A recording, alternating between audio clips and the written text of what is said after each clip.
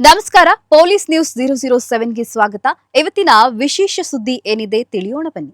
6 ಎಕರೆ ಜಮೀನಿಗೆ ಒಂದು ಜೀವ ಬಲಿ, ಎಫ್ಐಆರ್ ತಿರುಚಿದ ಆರೋಪ.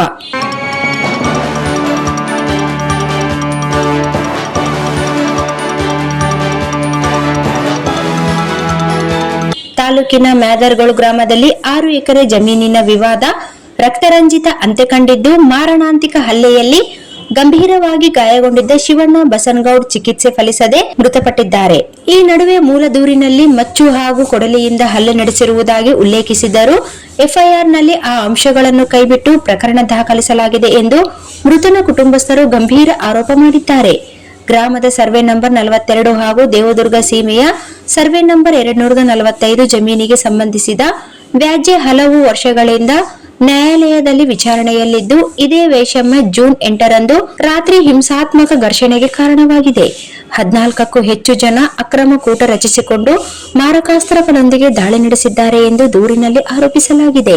ದೂರಿನ ಪ್ರಕಾರ ಭೀಮರಾಯ ಎಂಬಾತ ಮಚ್ಚಿನಿಂದ ಬಸನಗೌಡ ಅವರ ತಲೆಗೆ ಹೊಡೆದು ಗಂಭೀರ ಗಾಯಪಡಿಸಿದ್ದಾರೆ. ರಂಗಪ್ಪ ಎಂಬಾತ ಶಿವಣ್ಣನ ತಲೆಗೆ ಕಲ್ಲು ಎತ್ತಿ ಹಾಕಿ ತೀವ್ರವಾಗಿ ಗಾಯಗೊಳಿಸಿದ್ದಾರೆ. ಅಲ್ಲದೆ ಕೆಲ ಮಹಿಳೆಯರು ಕಣ್ಣಿಗೆ ಕಾರದ ಪುಡಿ ಎರಚಿ ಹಲ್ಲೆಗೆ ಸಹಕರಿಸಿದ್ದಾರೆ ಎನ್ನಲಾಗಿದೆ.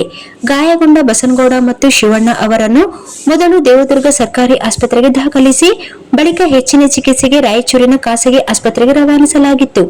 ಆದರೆ ಚಿಕಿತ್ಸೆ ಫಲಕಾರಿಯಾಗದೆ ಶಿವಣ್ಣ ಮೃತಪಟ್ಟಿದ್ದು, ಬಸನಗೌಡ ಅವರ ಸ್ಥಿತಿ ಇನ್ನೂ ಚಿಂತಾಜನಕವಾಗಿದೆ. ಮೂಲ ದೂರಿನಲ್ಲಿ ಮಚ್ಚು ಮತ್ತು ಕೊಡಲಿಯಿಂದ ಹಲ್ಲೆ ನಡೆಸಿರುವ ಬಗ್ಗೆ ಸ್ಪಷ್ಟ ಉಲ್ಲೇಖವಿದ್ದರೂ ಪೊಲೀಸರು ದಾಖಲಿಸಿರುವ ಎಫ್ಐಆರ್ನಲ್ಲಿ ಕಲ್ಲು ಹಾಗೂ ಕಟ್ಟಿಗೆಯಿಂದ ಹಲ್ಲೆ ನಡೆಸಿದಂತೆ ಮಾತ್ರ ದಾಖಲಿಸಿದ್ದಾರೆ. ಇದು ನಿಜಾಂಶವನ್ನು ಮರೆಮಾಚುವ ಪ್ರಯತ್ನವಾಗಿದೆ ಎಂದು ಮೃತನ ಪತ್ನಿ ಮತ್ತು ಕುಟುಂಬಸ್ಥರು ಆರೋಪಿಸಿದ್ದಾರೆ. 6 ಎಕರೆ ಜಮೀನಿಗಾಗಿ ನಮ್ಮ ಕುಟುಂಬದ ಒಬ್ಬ ಸದಸ್ಯನ ಜೀವ ಬಲಿಯಾಗಿದೆ.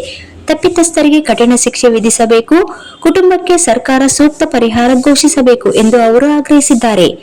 ದೇವದುರ್ಗ ಪೊಲೀಸ್ ಠಾಣೆಯಲ್ಲಿ ಪ್ರಕರಣ ದಾಖಲಾಗಿದ್ದು, ಆರೋಪಿಗಳ ಬಂಧನಕ್ಕೆ ಪೊಲೀಸರು ಕಾರ್ಯಾಚರಣೆ ನಡೆಸಿದ್ದಾರೆ.